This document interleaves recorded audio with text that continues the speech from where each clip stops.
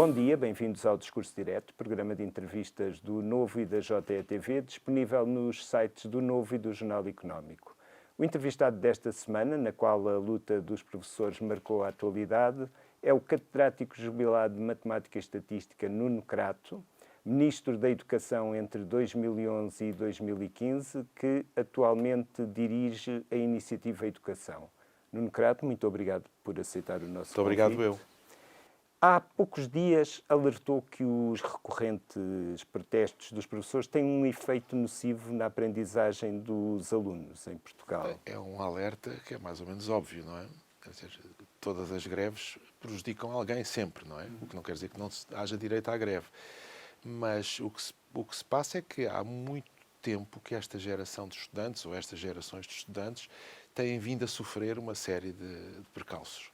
A pandemia foi uma coisa que, de facto, prejudicou muito os jovens e nós nem sabemos exatamente como, porque não tem havido avaliação consistente, e esse é um assunto, lá voltarei, se achar bem, não tem havido avaliação consistente e, portanto, não se sabe exatamente o que se passou. Diria que, ao contrário do que se passa na saúde, em que já se fala na pandemia silenciosa, das faltas de exames de diagnóstico, de faltas de consulta da especialidade, ainda há uma nebulosa no que toca ao efeito deste... Há uma nebulosa no nosso país, não nos países que estudaram o assunto a sério. Os países que estudaram o assunto a sério são muitos. Estão todos coligidos em publicações do Banco Mundial. O Banco Mundial teve este cuidado, desde o início da pandemia, coligir os estudos, coligir dados sobre as perdas de aprendizagem nos diversos países, feitos com testes diversos e com processos diversos. O nosso país falha. A Espanha também falha. Há países que falham, que não estão lá. E todos os países, com uma exceção, eu já vou dizer qual é, que é a Suécia. Já vou dizer porquê. Todos os países mostram perdas de aprendizagem muito sérias. Perdas de aprendizagem ao nível de 1 ano de escolaridade ou às vezes mais. Há países em que todo o tempo em que as escolas estiveram encerradas e o ensino foi à distância, todo esse período foi como se nada acontecesse. Como se os alunos não tivessem aprendido nada, não tivessem melhorado nada durante esse período. E, portanto, sempre que houve uma avaliação séria das perdas de aprendizagem, essa avaliação mostrou perdas grandes. O caso, talvez, o primeiro caso a ser muito bem feito foi o caso holandês, dos Países Baixos. Os Países Baixos têm 2 testes a meio do ano. Portanto, têm um à volta de janeiro, fevereiro e têm outro à volta de maio. Sintomática, sempre, consistentes, com os mesmos critérios, com os mesmos níveis de avaliação. E quando a pandemia começou, quando as escolas fecharam, foi mais ou menos em fevereiro, março, e em maio eles têm o segundo teste. Portanto, quando as escolas fecharam, ao princípio das escolas fecharem, fizeram o primeiro teste, fizeram o segundo teste no fim, e isto é o que fazem todos os anos, e verificaram que durante esse período a aprendizagem foi praticamente nula.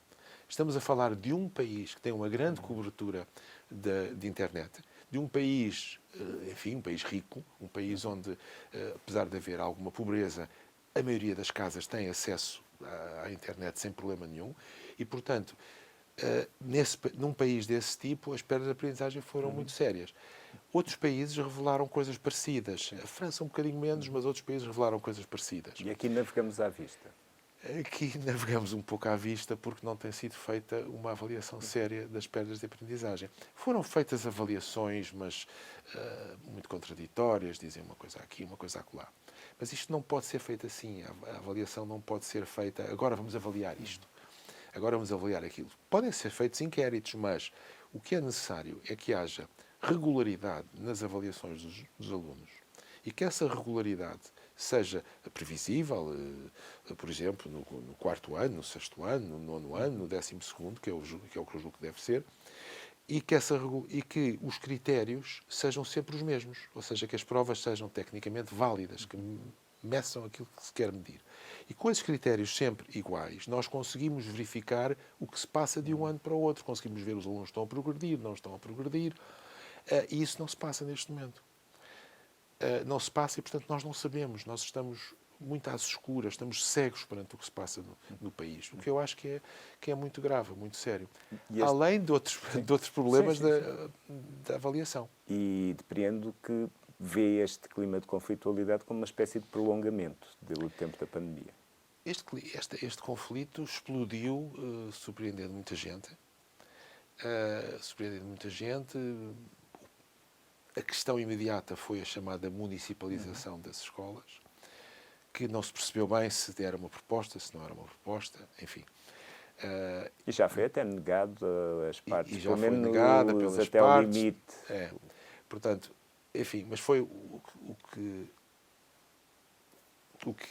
despertou este movimento, que é um movimento surpreendente, porque repare-se, desde 2008 que não havia nada de parecido.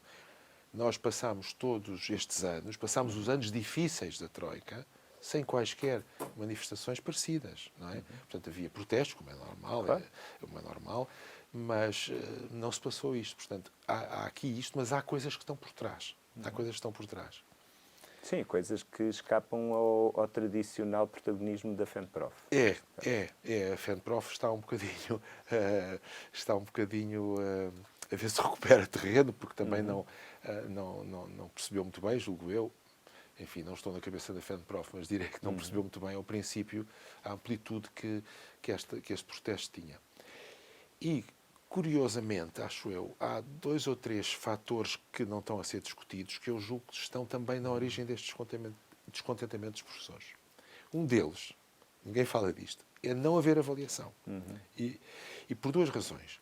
Porque a avaliação ajuda os professores na sua batalha pelo êxito educativo. Quer dizer, os bons professores, a larguíssima maioria dos professores são bons professores, os bons professores estão empenhados em fazer subir o nível dos seus alunos, dos jovens com que contactam.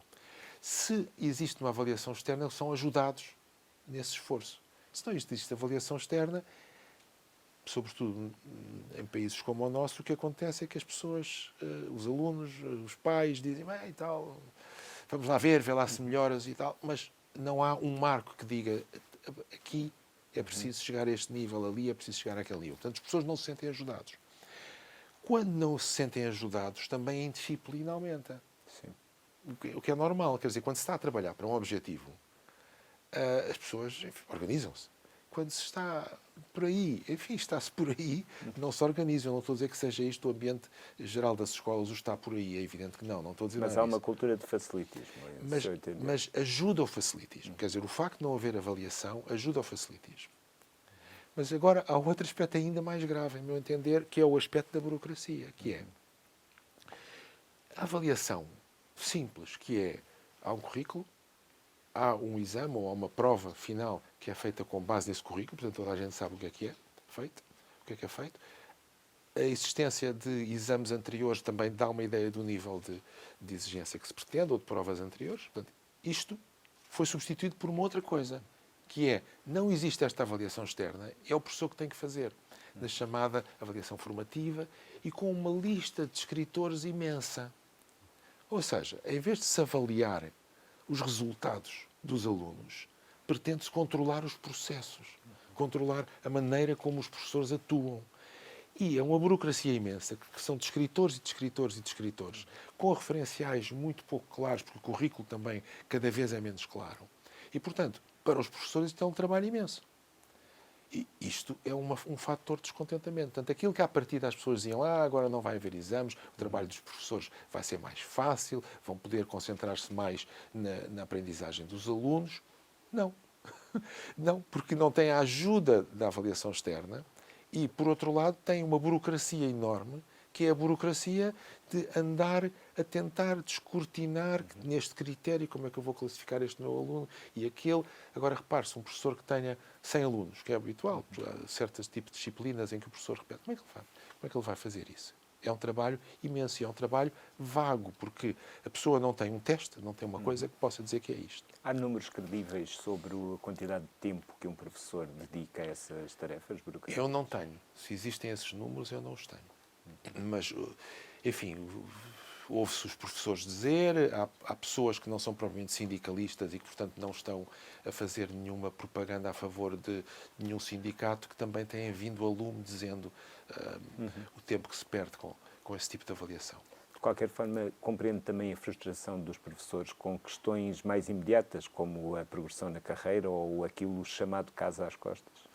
Claro que existem uma série de casos que são quer dizer que humanamente não são aceitáveis, é evidente que sim. Esse é um problema que existe já há bastante tempo e que foi parcialmente resolvido em 2014, salvo erro, quando criámos uma coisa chamada Norma Travão, aí que estava eu no Ministério.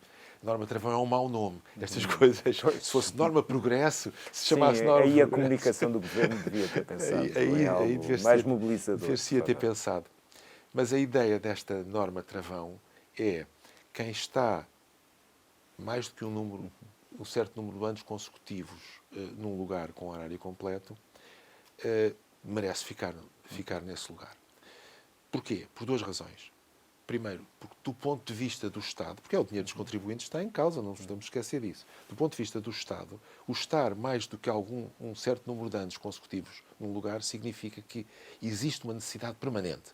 Permanente na medida em que alguma coisa no mundo é permanente, mas que existe uma necessidade, enfim, continuada. E, portanto, existe do ponto de vista do Estado, que é quem representa os cidadãos, quem representa o dinheiro dos contribuintes, todos os motivos para contratar essa pessoa. E do ponto de vista de justiça social, também existem todos os motivos para contratar essa pessoa. A Norma Travão, salvo erro agora, é de 3 anos, portanto foi um progresso. Mas há uma série de outras coisas, de progressão na carreira, etc., que têm que ser aceleradas e pensadas. Eu julgo que sim. E se a página da austeridade virou, então que isso seja claro. Na entrevista que deu esta semana à RTP, o Primeiro-Ministro António Costa voltou a falar do congelamento de carreiras nos tempos do governo de Passos Coelho. Se o PS governar mais 4 anos, acredita que esse argumento continuará a ser utilizado? Não faço ideia nenhuma. Não arrisco dizer nada. Não. Surpreendeu ver o Ministro João Costa com uma retórica tão antagónica em relação aos representantes sindicais do setor? Com o que se passou não me surpreendeu. Agora surpreendeu-me o que se passou e julgo que eu, se estivesse na pele dele, estaria bastante preocupado. Porque este Ministério entrou numa perspectiva de nós estamos do lado dos professores. Até o Ministro anterior disse, a certa altura, numa frase que ficou famosa, que é: eu vou lutar radicalmente pelo direito dos professores. O Ministro dele. Portanto, mas não me parece que seja isso que está a passar. Sendo que tanto Brandão Rodrigues como João Costa são conotados com uma ala mais à esquerda deste governo. Sim. Eu isso não sei. Isso não sei se dentro deste governo estão mais à esquerda, mais à direita, não sei. Sabe que eu acho que na educação as coisas devem ser discutidas um bocadinho fora deste dilema esquerda-direita. Eu conheço muita gente de direita que pensa de certa maneira equivalente a muita gente de esquerda. Não sei se viu um pequeno comentário do Savater, o filósofo espanhol, que ele dizia assim, a certa altura: eu não sou um senhor de direita, eu não sou um homem de direita, mas também não sou um homem desta esquerda. Eu sou um homem da esquerda que eu conheci, da esquerda democrática, etc, etc.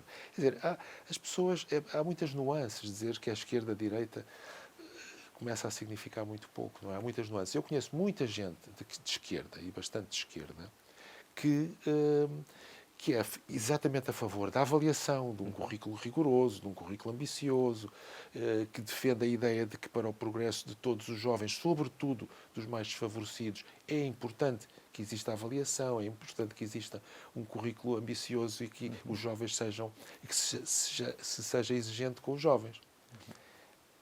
Deixe-me dar-lhe dois exemplos históricos que são muito curiosos. Se eu lhe mostrar, bem, não estou a dizer propriamente assim, mas se eu mostrar às pessoas 2 discursos. Um discurso do ministro Gentile, que era o ministro do Mussolini. E um discurso do Gramsci, fundador do Partido Comunista Italiano. Eu lhe mostrar um ao lado do outro, vai reconhecer no Gramsci tudo aquilo que eu acabei de dizer. É preciso ser exigente, é preciso ser rigoroso, é preciso ensinar as matérias básicas, porque, sobretudo, os jovens desfavorecidos são aqueles que sofrem se isso não acontecer. Vai ler o Gentile. E a avaliação faz mal, é preciso progredir, os jovens naturalmente chegam ao conhecimento, é preciso incentivar os jovens a chegarem ao conhecimento, etc. Portanto, aquilo que certas pessoas considerarão de esquerda. Isto é um ministro do Mussolini. Portanto, na verdade, o que aqui há é uma diferença de filosofias entre perspectivas. Maior rigor e nem sei muito bem como descrever, maior latitude.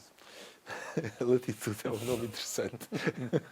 Não sei se é latitude, se é longitude, sim, mas é um nome interessante, de facto. Sim, eu acho que o problema é esse. Nós devemos, sobretudo em relação à educação, em outras áreas, julgo que também é isso, devemos olhar objetivamente. Vamos dizer, é bom que haja exames ou é bom que não haja exames? É bom que haja avaliação ou é bom que não haja avaliação? É bom que existam disciplinas prioritárias nos primeiros anos de escolaridade ou não? É bom que se dedique mais atenção ao português e à matemática ou não? E isto são discussões em que se encontram pessoas de extrema esquerda a dizer o mesmo que as outras pessoas de direita ou de extrema direita. Quer dizer, são aspectos que devem unir os portugueses, julgo eu. Devem unir os portugueses. E, sobretudo, devem unir os portugueses em função da experiência e da ciência. Porque nós hoje, nós já não estamos no século XIX, ou princípios do século XX, em que se dizia que avaliar faz mal, por exemplo. Nós hoje sabemos que não é nada disso. E sabemos com base em vários estudos científicos. Por exemplo, um estudo científico muito interessante é de um grupo de economistas que estão sediados em Munique, no IFO, de Munique. Um grupo de economistas que estudaram a evolução dos países ao longo dos anos, de muitos países, porque hoje temos os dados do PISA e do TIMSS, temos dados temos séries cronológicas muito longas dos países.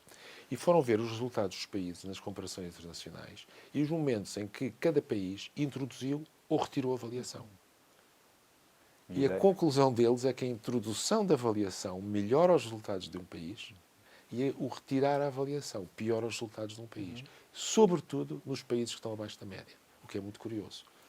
Os países que estão abaixo da média têm a ganhar muito com a avaliação. Os países que estão acima da média têm a ganhar alguma coisa, mas não tanto. E, portanto, isto é um resultado curioso.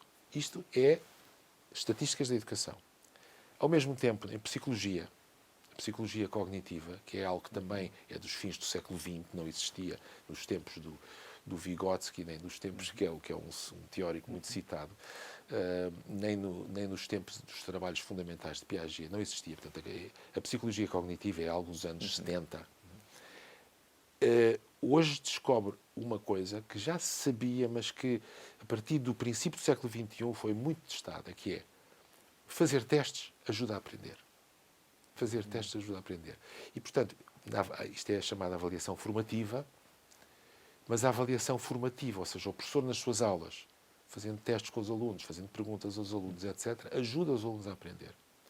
Isso depois reflete-se na avaliação sumativa, ou seja, na avaliação que no fim de um trimestre, ou no fim de um ano, é feita para dar uma classificação ao aluno.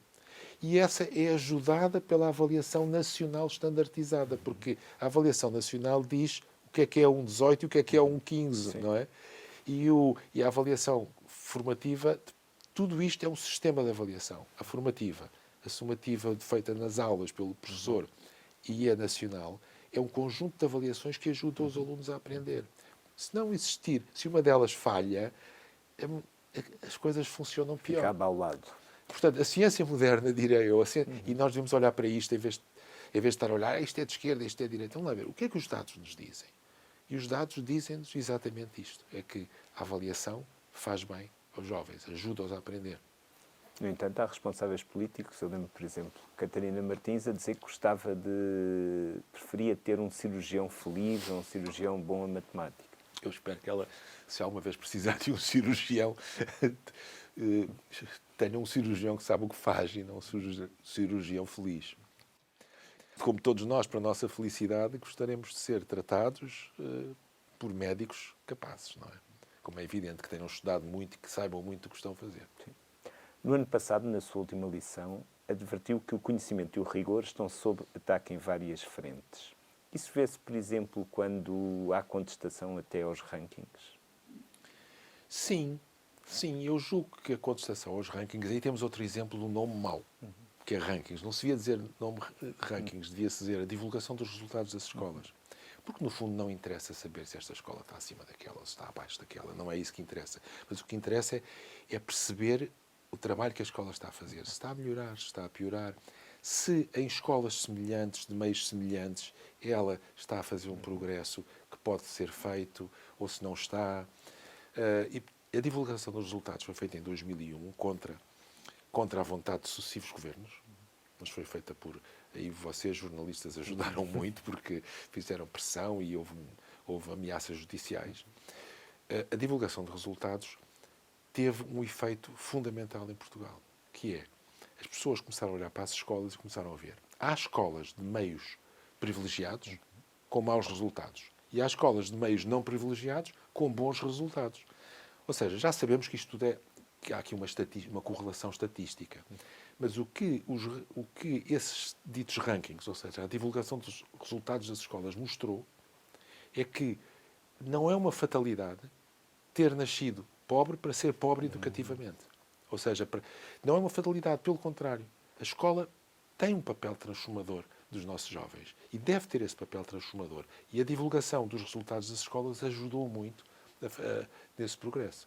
Aliás, nós, entre 2001, 2002 e 2015, caminhámos sempre no sentido de maior avaliação, de maior transparência dos resultados e caminhámos sempre a melhorar os resultados. Isso é muito evidente, quer dizer, nós passámos por ministros de diversos partidos, aqui estamos outra vez, diversos partidos, posições políticas muito diferentes e até posições pessoais muito diferentes, posturas muito diferentes, e todos os governos foram, até 2015, no sentido de maior avaliação, melhor currículo, mais atenção aos resultados. E isso foi muito positivo. Falou agora de ministros de diversos partidos, é um facto. Acha que haveria alguma transformação se num futuro próximo houvesse um ministro da Educação liberal ou eventualmente do Chega? Eu vou-lhe responder exatamente o que já disse. Não sei o que é que esse ministro pensa sobre a educação. Se pensar de forma moderna, acertada, se souber, se tiver este... Quando digo destes, também ou do Bloco, ou do PCP, ou do LIVRE. Pois, também. eu acho que não tem a ver exatamente com o partido. Embora partidos muito extremistas, em princípio, não têm posições muito razoáveis. Mas, enfim, não queria entrar por aí.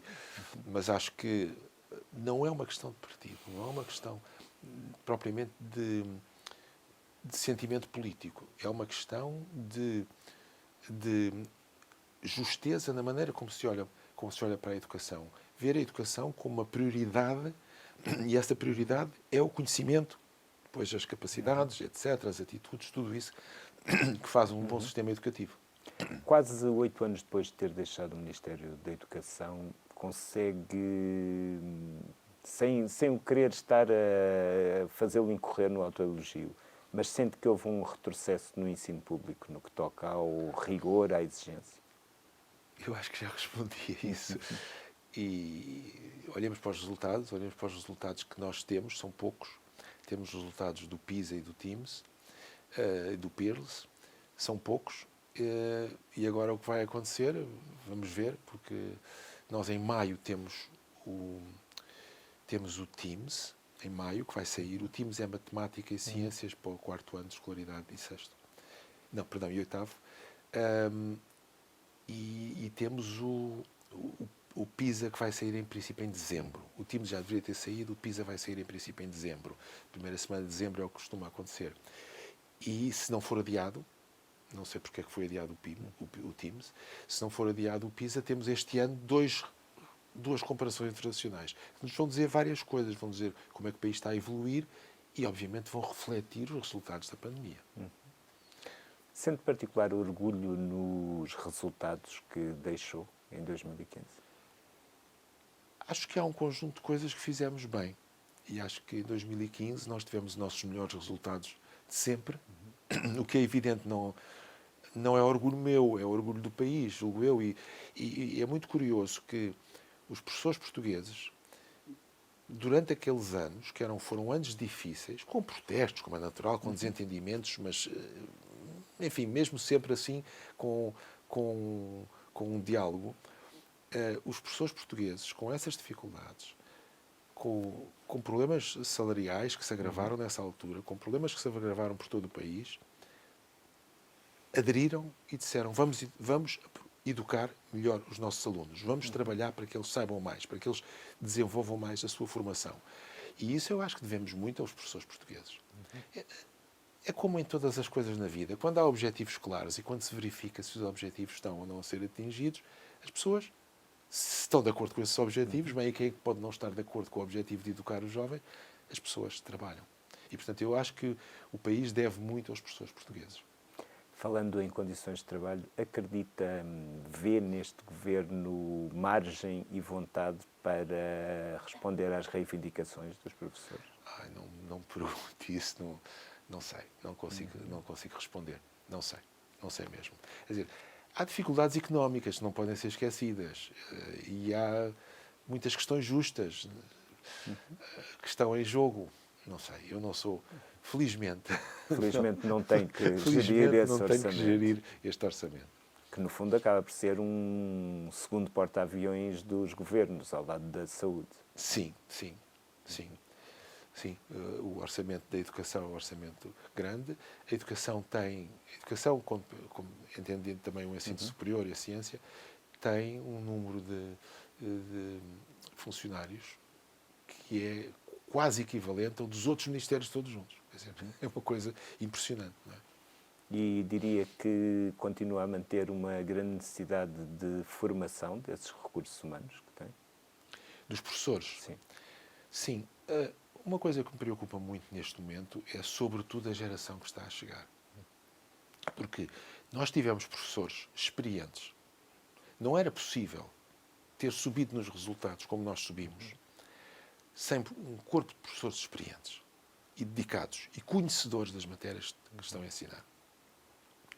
E hoje, aquilo que na altura eu já falava e que outras pessoas falavam, que era, isto vai se renovar muito, há uma percentagem muito grande destes atuais professores que vai sair, essa fração vai sair e vão entrar professores novos. É muito importante que esses professores tragam uma boa formação.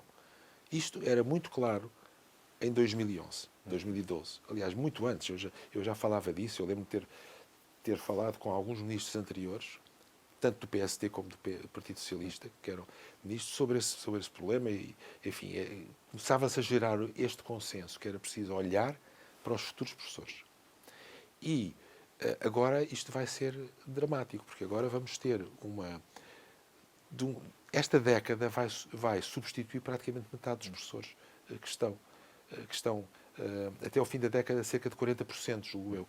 Portanto, isto é uma coisa que pode ser uma boa oportunidade e pode ser dramático, porque se os professores que chegam não têm a formação ideal para o trabalho que vão fazer, as coisas não funcionam muito bem. E vê motivos para temer que não tem? Eu vejo motivos para temer, porque vejo toda esta ideia que vamos todos tirar o curso, vamos entrar, vamos embora, professor, não, a professora não quer, eu quero ser aquilo, porque está um bocadinho desvalorizada a profissão de professor, que não devia estar. Desvalorizada na mente de algumas pessoas. E acabam por ir para esses cursos, às vezes, as pessoas que não estão lá por uma vocação e não estão lá por uma preparação, mas estão lá porque, olha, foi o que apareceu. Aí acabaram, foi o que apareceu. E, sem querer com isto dizer mal dos estudantes, para o seu próprio interesse, a formação é muito importante.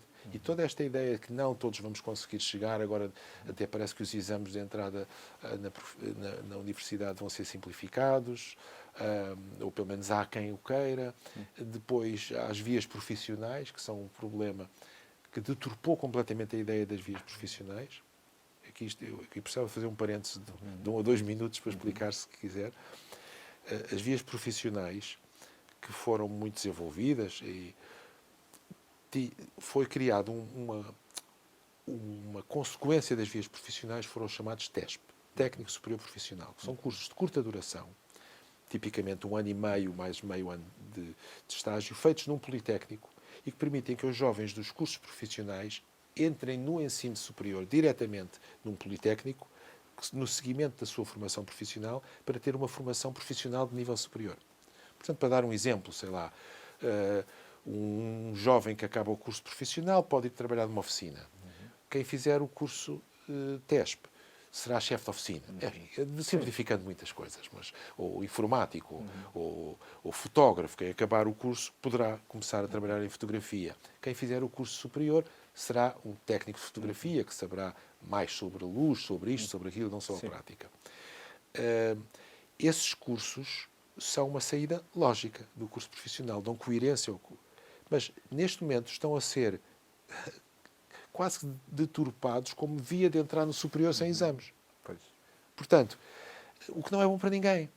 E aí o português, em Portugal, há uma grande via de desenrascanço. É uma via que não é a melhor. E depois há muito a fazer, quer dizer, a modernização da formação dos professores também é algo muito importante. Porque hoje em dia não aquelas ideias que se tinham do Piaget, de que havia umas etapas fixas, muito fixas, e que a criança não tinha conservação do objeto e não tinha conservação do número, enfim, uma série de coisas que hoje se sabe que não são exatamente assim. Em muitas escolas superiores ainda são ensinadas assim. Quer dizer, é preciso modernizar isto, é preciso trazer a ciência moderna para a formação de professores.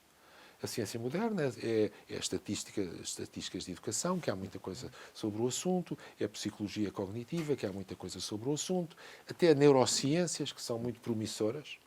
As neurociências são muito promissoras, porque hoje em dia o estudo do cérebro traz muitas surpresas.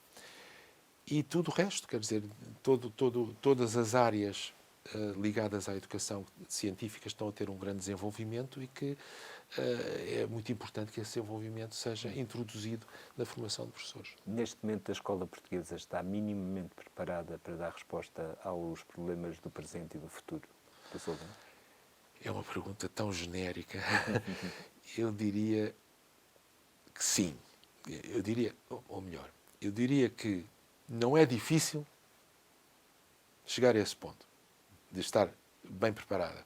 Não é difícil, porque nós temos muitos bons professores, temos professores motivados, temos uma rede escolar muito ampla. Agora, é preciso orientação para isso e é preciso ambição para isso. E aí é que está o problema.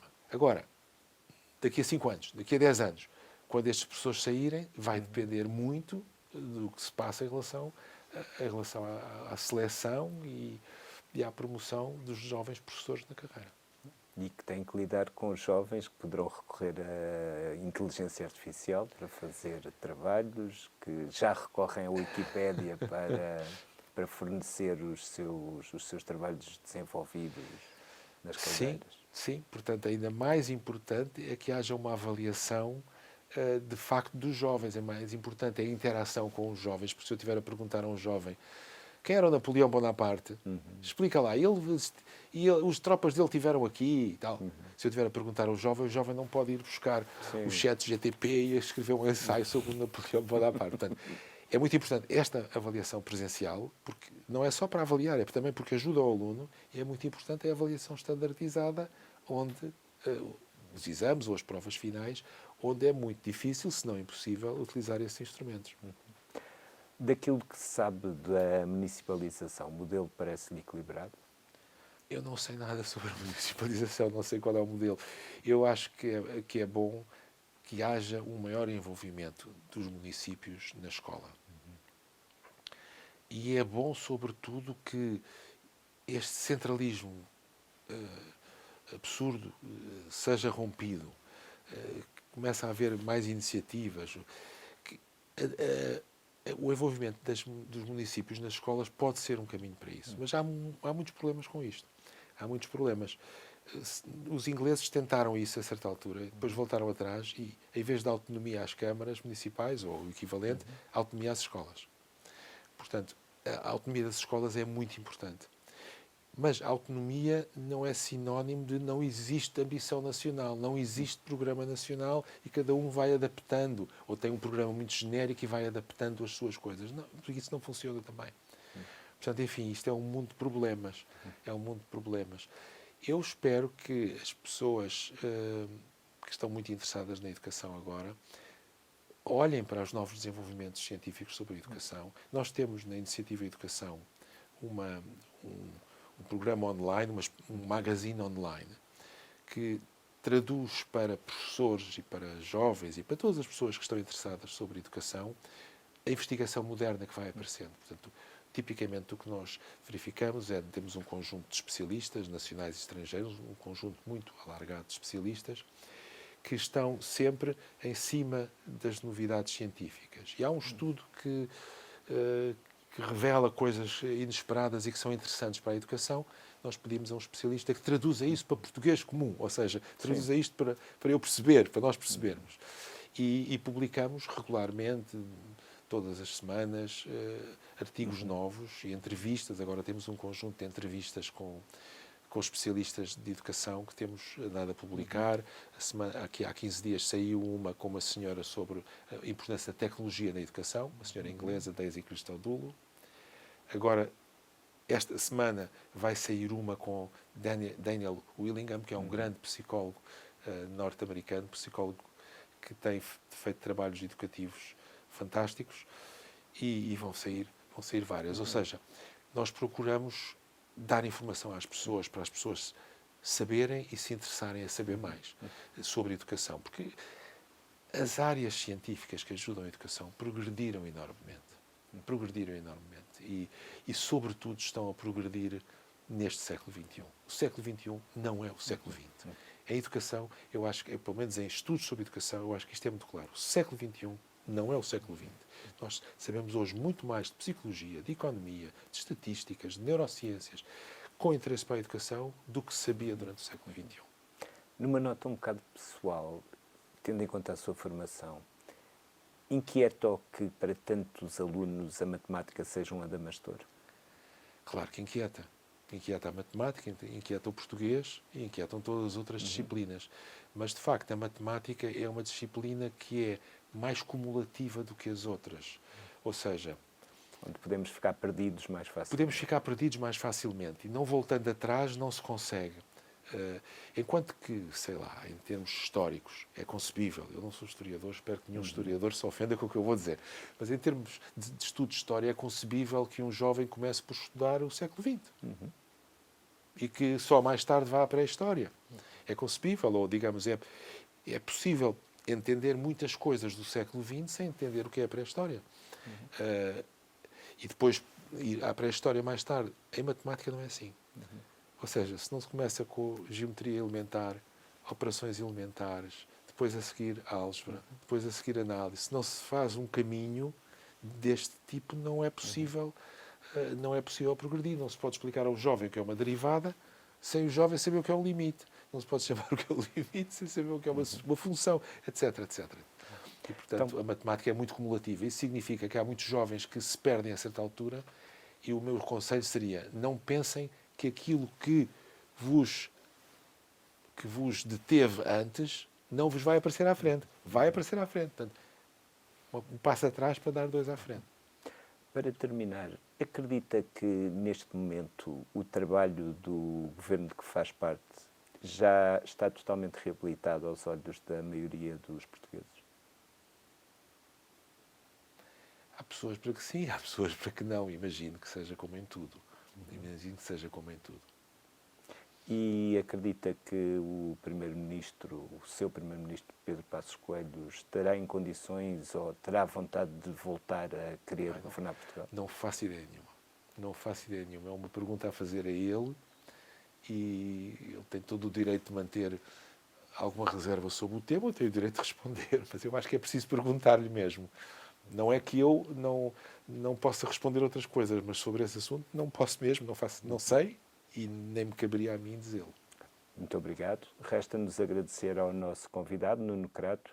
O Discurso Direto voltará na próxima semana com mais protagonistas da vida económica, política e social de Portugal. Esperamos por vocês também.